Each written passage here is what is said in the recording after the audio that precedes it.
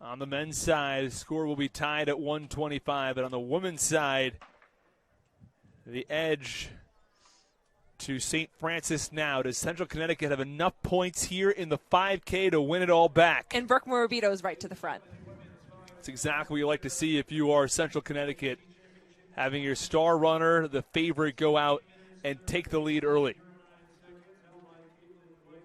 Morabito in first place. She's followed by Victoria Lombardi from Stonehill. And that's Angela Kaiser, who is in third place, who finished fourth place in the women's 10,000-meter final. And that's Ava Mahoney from Merrimack, who all four of them are already separating themselves from the field. Angela Kaiser again there in fourth. And again, where does Ashley Dana figure into all this? Of course, Ashley Dana does not have a time coming in, but I think you want her to be up with that top pack if you're going to get enough points to overtake St. Francis. Right, and you think about team tactics going into this race. Brooke Morabito, there's a reason why she went to the front. And my guess is she's going to slow this race down, and she's going to keep all of our runners, CCSU's runners, in this race as long as possible. Is it at all worrying that you've got a bit of this train? You have this opening pack, and then you've got almost 10 yards separating the last runner from that first pack and the first runner from that second pack. Right, yeah, as you can see, it's opened up a lot, actually. But, right, between this first pack and that second pack, it's really all about place. Central Connecticut athletes, they want to stay in those top 8 spots. Right. The current numbers the standings have, although these may not be completely updated, 139 to 115, St. Francis over Central Connecticut. And, of course, the expectation here being that Central Connecticut would earn major, major points. And you talked about slowing the pace down. The second and the first pack have really merged here and become one larger pack. That's exactly what happened. The pace has slowed down, and really that's to Central Connecticut's advantage to keep all of their athletes in this race as much as possible. Another athlete from Central Connecticut to look out for is Juliana Kincerelli. She's looking to score some points for Central Connecticut. She's coming back from the 10,000 meters yesterday.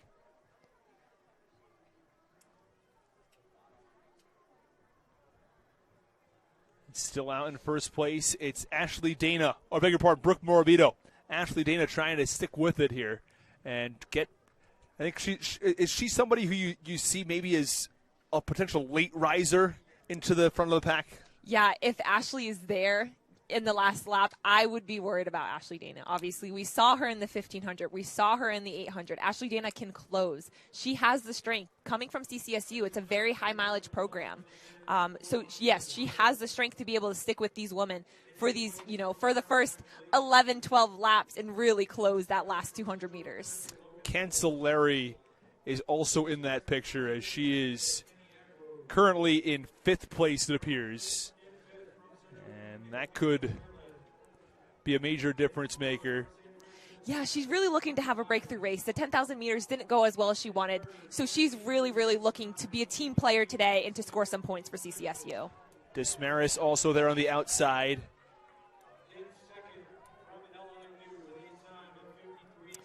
I also think that we need to keep an eye out for some LIU athletes. If they might have something to say with, that those top 8 spots. We do have Ralitza Mihailova, who is coming back from that 1500. She is looking to also score in that top 8.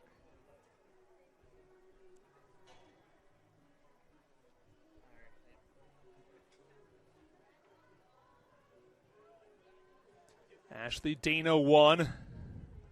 Beg your pardon, Brooke Morabito won, and she's there with Victoria Lombardi. Ashley Dana trying to stick with the pack. Ashley Dana won an event earlier, and her teammate, Brooke Morabito, is out in first. Brooke Morabito had a terrific 10K race yesterday. Yeah. And we'll see if she can repeat what she did yesterday. That's Cancelleri, who's really jumped into the front of this pack as sort of second, third, fourth position right now, and she's tries to gain that front position. Right. She's looking to just stay with this pack as long as she can.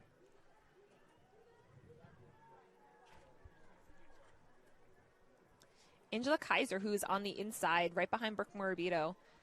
She's letting Brooke obviously do all the work for her right now as well. Let's watch out for A couple of St. Francis runners, see if they can make their way into the picture. The back of the pack there. Still in that front pack, they've got Adia Golden. You have Teslin Helms as well, who are competing in this event. They have top 10 times overall. The question is, can they play a role in this event? Right, and we do see Ashley Dana at the back of that pack. But there is 4 CCSU athletes in that front pack. And just 2 from St. Francis. Also the difference maker, of course, that Brooke Morabito is not only supposed to be in that pack, but win that pack. She is looking to win this race, and that'll give Central Connecticut 10 points. And Cancelleri the same. Exactly. And maybe not win, but finish in a top 3, top 5 position. Yes, all of those CCSU athletes in that top pack are looking to score points for Central. So now we have the updated standings on the women's side. 139 to 122. It's a 17-point differential between the two teams. Those are the updated standings on the men's side. Central Connecticut 135, Wagner 133. So it's just a 2-point edge for Central Connecticut. That's something we'll have to look to once we get to the men's side and what that means. How many points can Central Connecticut make up? Or how many points can they stay within Wagner, especially going into that final event? Wagner on the men's side, very, very dominant in those distance events. The likes of guys like John Aminsky and many, many other terrific runners who are looking to place in this event.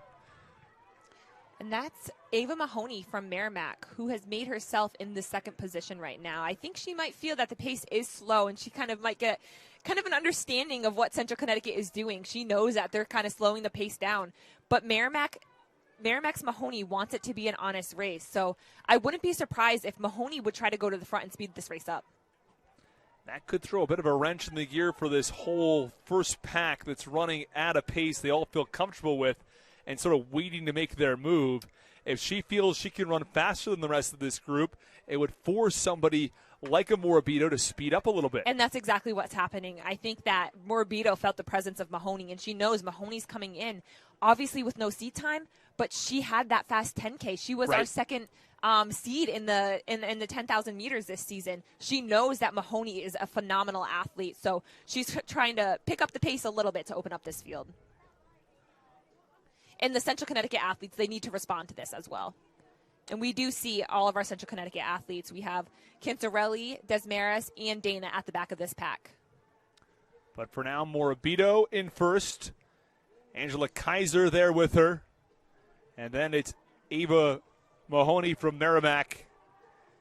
And Emily Ginty from LIU is also up there. We haven't talked much about her, and she's made a strong burst to the front of the pack. We do see Ashley Dana, who has fallen off of this top group a little bit, and rightfully so. You know, she does have the 1,500 and the 800 meters under her legs. We are 8 minutes in, so we'll see if she can have a second win in the latter half of this race. But the biggest thing for Ashley is she just needs to try and connect with this pack. We talked about some of the times that these runners have under their belt. Brooke Morabito was 16:48. We talked about what Ava Mahoney was able to do in the 10K. What's a time that these runners are probably looking for in this 10K? 5K, I should say. Yeah, I would say anywhere between, 17, seeing how the pace is going right now, between like 17:50 and maybe even 18 minutes. But we'll have to see how these women close because they can make up a lot of time in the latter half of this race. Last year, I believe the race was won with around a 17:30. So we could see something similar to that. But with the pace, slowing down and speeding up, it could be a little bit slower than that.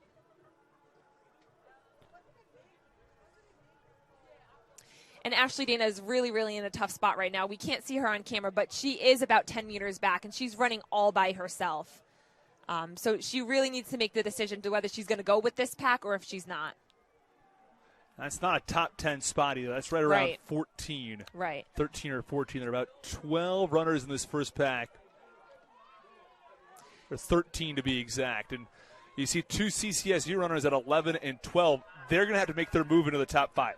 Exactly. And, there's also 2 St. Francis runners in that pack as well. So now that there's 3 CCSU women in this pack, those back ladder of both Cantarelli and Desmaris, they need to pass those St. Francis athletes and get their spots in that top 8. Hitting the 10-minute mark here in the 5K. You probably had to think you're running around an 18, maybe a little north of 18 for this. Right. So, still 8 minutes to go. 6 laps remaining for that leader group.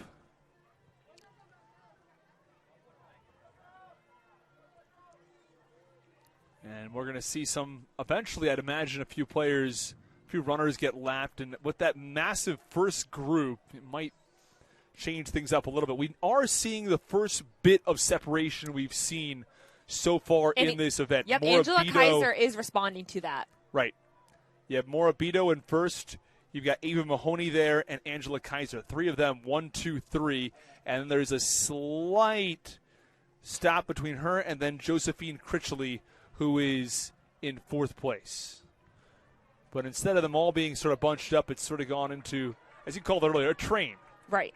Right, and that's because it looks like there's an insertion in the pace. Right. Morabito probably felt Kaiser was closing in on them, so she wanted to pick up the pace a little bit. So she does, and Mahoney follows. And Cantarelli is falling off of this front pack a little bit, but she is making her way back up to those St. Francis athletes. She knows going into this race that she is looking to catch those St. Francis athletes.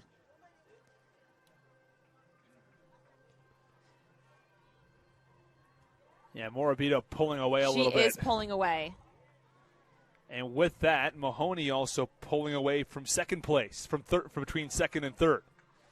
And Kaiser is sort of leading the pack there in third place. The question, though, how many CCSU runners can make their way into that top 5 or 6 and score more points? I think that if there was a chance for CCSU to finish 1, 2, 3, 4, they'd have this all set, but they've got number 1, and then it's sort of question marks beyond there as which places they're going to find. Yeah, Brooke Morabito is the only Central Connecticut woman who is in scoring position right now, and she has obviously opened up that scoring position by a large margin. She is looking back. I'm sure she feels really good right now, but she's going to hold that spot for CCSU in that number 1 position. Yeah, you'd have to imagine, barring something completely unforeseen, she will end up taking this race. There's still a lot of time to go, but she is ahead by a solid 50 meters almost before second place. That's where Ava Mahoney is, but Ava Mahoney's lead is starting to shrink in second place. There is still a mile to go, so we'll have to see how these women respond. They're at 12:45 right now. Again, if you're looking at maybe just under a 6-minute mile, you're probably finding yourself at an 18:30 pace. And Ashley Dana, I beg your pardon, not Ashley Dana, Brooke Morabito is a little bit ahead of that pace. Yeah, and her stride looks so good right now. She's going for this. And she certainly seems poised to take that first place position in this event. But from there, we will see. And it looks like Juliana Cantarelli, we cannot see her on the live cam right now, but from our point of view, she is trying to close on these St. Francis athletes. And she has caught one of them. But neither of those athletes are in scoring position. For the leaders, 1,300 meters is all that's left for Brooke Morabito. And now it's trying to find out what place is everybody else in. It all sort of gets jumbled when you have runners lapping each other and figuring out who is actually where. Morabito, well, there's no question where she is. Mahoney is still in second. And it looks like we can't see them in the picture right now, but both Juliana Cantarelli from Central Connecticut and Megan Desmaris from Central Connecticut. Juliana has passed both the St. Francis athletes, but Megan is looking to do so as well. Again, the difference between St. Francis and Central Connecticut, it's 17 points, 139 to 122. We're in the middle of the 5K if you're just joining us. There not really the middle of this point, toward the end of the 5K.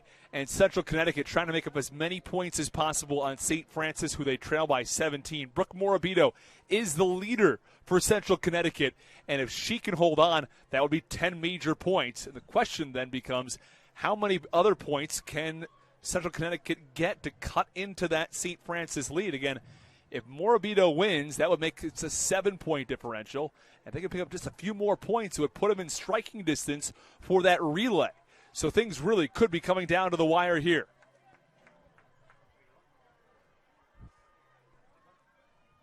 As Morabito comes back into frame, once she passes here, it will be just 800 meters to go. 2 laps would remain.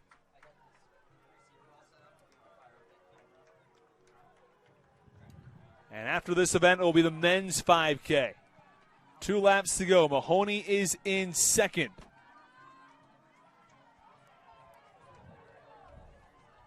Critchley in fourth. She trails a Stonehill runner. I believe that's Victoria Lombardi. We do have a St. Francis athlete who is in scoring position right now. She is in 6th place, I believe. If we can get a number on her, I will give you that athlete as soon as we can.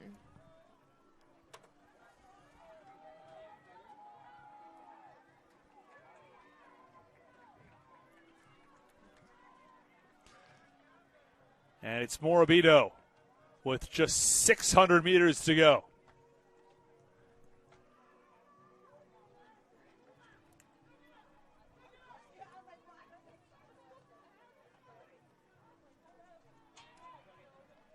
And runners all around the track. It's kind of, you don't really know. It's tough to tell where one begins and where the next group ends. It is difficult for these officials to kind of keep track of where these women are. But we do have Brooke Morabito. She's coming to the bell lap. And obviously, it looks like if all goes well in this last lap, she will be the women's 5,000 meter champion. 400 meters to go for Brooke Morabito. Ava Mahoney in 2nd place, but a Stonehill and an LIU athlete who are right behind her. They are looking to close well in these final stages of this race. Appears to be Victoria Earhart, who is actually in 3rd place. And that's Josephine Critchley of LIU.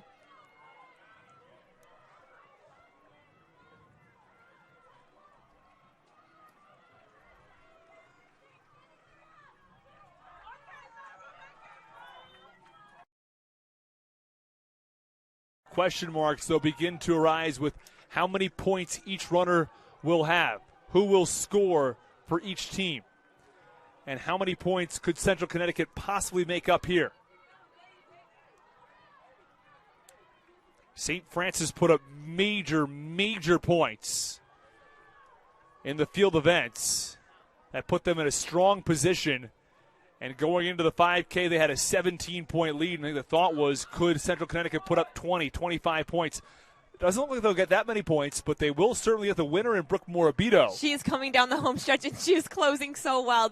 She must be so happy. She finished 3rd in this race outdoors. She finished 2nd indoors to finally win the women's 5,000 meters at the Northeast Conference Outdoor Championship. She is thrilled. 18:11, that's the time for Brooke Morabito, who finishes in 1st. Then it's Mahoney in 2nd, Critchley in 3rd. Rebecca Earhart is in 4th. She's finished so well.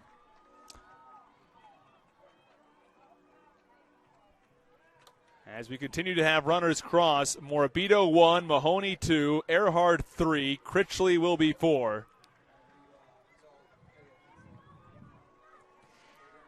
And an LIU runner. Angela finishing. Kaiser, I beg your pardon. Kaiser is listed as 4th. We did see Critchley come in. Critchley did come in, so we just might not have her in these numbers. results right now. Ginty is listed as 6th, but Critchley, I believe, was in 3rd place. So I do think Critchley should be in there, but also Megan Desmarais, she was 8th. So I do think that CCSU will walk away with 11 points. And there is one St. Francis runner, Quinn McElhaney, who is in 5th place. That'll give St. Francis 4 points in this event compared to CCSU's 11. So I do think St. Francis does have the lead going into the women's 4x4. So it would be 143 to 133 if the numbers hold going into the 4x4, which would make things difficult for Central Connecticut. So Central Connecticut, if they would have to win this women's 4x4 to tie St. Francis, if we added those up correctly. And to make sure that's also considering there aren't any other field events that might be sort of coming in at the end here, any other scores that might trickle in as we finish up here. According to our board here, that is it as far as field events coming in. But every once in a while we do have another score that happens to trickle in that we may not have previously foreseen. Let's go back to the men's side briefly. Wagner up by 10 going into the final event after all the field events have come in. It's Wagner up 10. It's St. Francis University who will likely also be going up 10 points. And they are finishing up the 5K. A couple of the last runners coming through as they finish things up.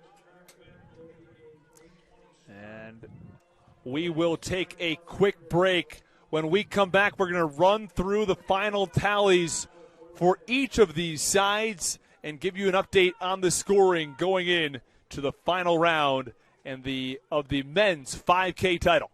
Stick with us.